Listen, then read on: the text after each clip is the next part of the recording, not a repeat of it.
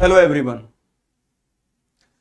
मध्य प्रदेश में बहुत सारे ऐसे अभ्यर्थी हैं जिन्होंने एमपीटेट वर्ग 3 की एग्जाम दी थी, लेकिन जो एमपीटेट वर्ग 3 का आपका एग्जाम अभी हाल ही में हुआ था, जिसमें केजीएस के काफी विद्यार्थियों ने बहुत अच्छे अंक स्कोर भी किए, काफी उत्तम मार्क्स उन्होंने अर्जित किए और वहां पर अपना रिजल्ट काफी जबरदस्त रहा है। खैर वो अलग बात है।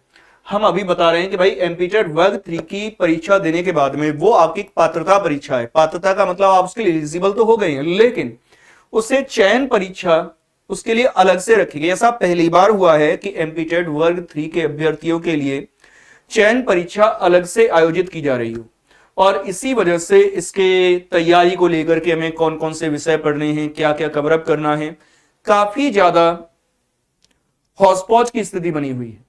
आप इस बात को समझने का प्रयास करें कि जब परीक्षा पहली बार हुई है और चयन परीक्षा पहली बार होगी, हुई भी नहीं है अभी तक, चयन परीक्षा अभी पहली बार आपकी आयोजित होगी, तो किसी को भी एग्जैक्टली इसका सिलेबस नहीं पता है। पता नहीं चयन परीक्षा में वो किन किन विषयों को स्थान देंगे या आपका एग्जैक्ट सिलेबस रहेगा क्या। फिर भी अगर हम बात करें कि भाई अभी इसकी तैयारी हम किस प्रकार से करें, how to get prepared for that, तो इसके लिए जो बेसिक आपकी चयन परीक्षा होनी है उसमें अगर मैं बात करूं तो देखिए, आपकी पात्रता परीक्षा में जो विषय थे, जो आपने जो पात्रता परीक्षा दी थी, उस पात्रता परीक्षा में जो विषय थे कि भाई वो तो आपके पूछे ही पूछे जाने हैं, इसमें कोई दो राय नहीं है। दैट मीन्स अभी हम लोग कुछ सब्जेक्ट्स को जो कि आपके अवश्यम भावी हैं, जिनका आना निश्चित रूप से तय है, उन पर अपनी पकड़ मजबूत बना सकते हैं, और अगर कोई एडिशनल सब्जेक्ट वहां एड ऑन होता है तो उसे वहां पर हम आसानी से कवर अप भी कर लेंगे, है ना।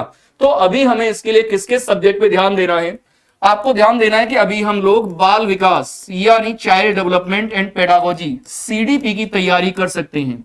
आपको पता है कि पात्रता परीक्षा में ये विषय 30 अंकों का आया था। ये जो अंक आपके पात्रता परीक्षा में आए हैं वो सारे विषय वहां पर जरूर पूछे जाएंगे, ऐसा मेरा मानना है।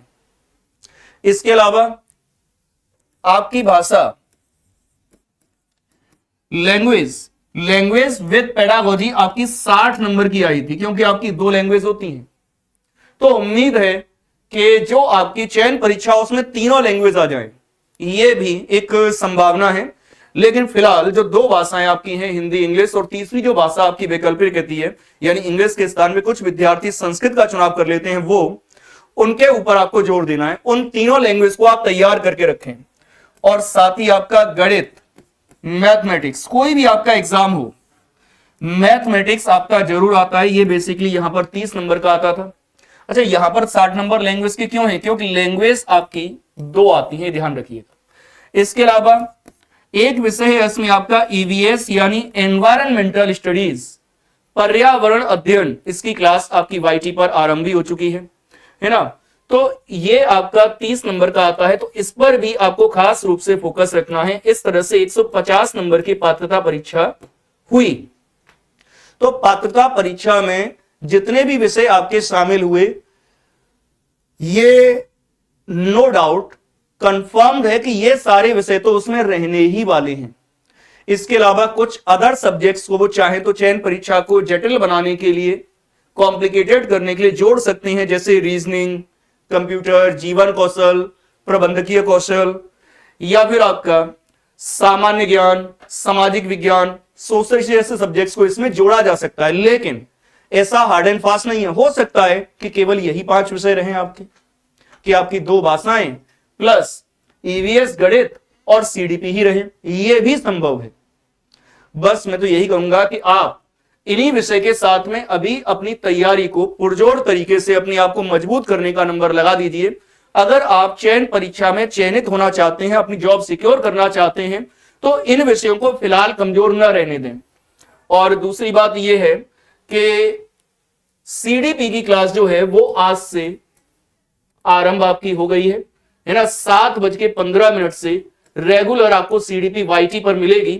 बाकी रही बात इसके चयन परीक्षा के बैच की कि भाई पेड बैच इसका लाएं, तो वो डिपेंड करेगा कि आपका रेस्पॉन्स इसके लिए कैसा रहता है, आपकी डिमांड कैसी रहती है, आप कितना इस कोर्स की डिमांड करते हैं, उसी के अकॉर्डिंग अभी फिलहाल जब तक नोटिफिकेशन नहीं आता है, आपको पता है कि केजीएस में तब तक कोई बैच लॉन्च नहीं किया जाता है, लेकिन उसके बाद में जैसा आपका रेस्पॉन्स रहेगा उसके अकॉर्डिंग पहले हम आपकी तैयारी कराना बैच में सुनिश्चित भी कर सकते हैं, लेकिन डिपेंड करता है वो आपकी मांग पर।